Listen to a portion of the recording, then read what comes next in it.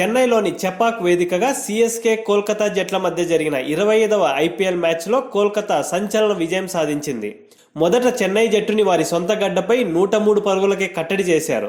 ఇక ఈ లక్ష్యాన్ని 10 ఓవర్లలో మరో 8 వికెట్లు ఉండగానే ముగించేసి అద్భుత విజయాన్ని నమోదు చేశారు. ఈ మ్యాచ్కి ముందు కెప్టెన్గా ధోని బాధ్యత తీసుకోవడంతో గాడి తప్పిన చెన్నై జట్టుని విజయాల బాట పట్టిస్తాడని ఎంతో ఆశగా స్టేడియంకి వచ్చిన అభిమానులకు ఊహించని షాక్ తగిలింది. ఈ రోజు ఆట మొత్తం చెన్నై ఆటగాళ్లు ఒక పిచ్పై, కోల్కతా జట్టు మరో పిచ్పై ఆడినట్లుగా సాగింది. చెన్నై బ్యాటర్లు ఓవర్ డిఫెన్సివ్గా ఆడి పరుగులు సాధించలేక సొంత మైదానంలో చెత్త ప్రదర్శనతో పరువు పోగొట్టుకున్నారు. ఈ ఓటమితో చెన్నై జట్టు 5వ ఓటమిని ఈ సీజన్లో మూటగట్టుకుంది.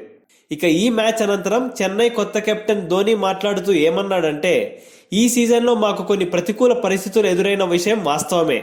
అయితే ఎంతటి గొప్ప జట్టుకైనా ఒకసారి ఇటువంటి పరిస్థితులు ఎదురవుతూ ఉంటాయి. అలాంటప్పుడు మనం ఎంత ఆత్మవిశ్వాసంతో ముందుకు సాగుతామనేదే ముఖ్యం. మా జట్టులో చాలా టాలెంట్ ఉంది. మేము అటాకింగ్ క్రికెట్కి ఎప్పుడూ ప్రాధాన్యత ఇవ్వం. మొదట క్రీజులో నిలదొక్కున్న తర్వాత పరుగులు స్కోర్ చేస్తూ ఉంటాం. అదే ఈరోజు కూడా చేయడానికి ప్రయత్నించాము. కానీ మా ప్రణాళిక ఈరోజు సక్సెస్ అవ్వలేదు. ముఖ్యంగా భాగస్వామ్యాలు నిర్మించడంలో మేము వెనుకబడ్డాం.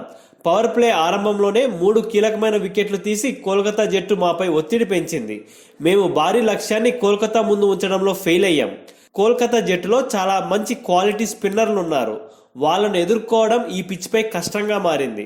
మా బౌలర్లకు డిఫెండ్ చేయడానికి సరిపడా పరుగులు స్కోర్ బోర్డుపై లేకపోవడంతో ఈ మ్యాచ్లో ఇంతటి ఘోర ఓటమిని చవిచూశాం. ఈ విధంగా సొంత మైదానంలో మరో ఓటమిని ఎదుర్కోవడం కొద్దిగా బాధగా ఉంది. ముఖ్యంగా మా ఫ్యాన్స్ని నిరాశపరిచేందుకు చాలా చింతిస్తున్నాను. ఇక రుతురాజ్ గైక్వాడ్ లాంటి ఆటగాడు గాయం కారణంగా ఈ సీజన్లో మిగతా అన్ని మ్యాచ్లకు దూరం అవ్వడం చాలా బాధాకరం.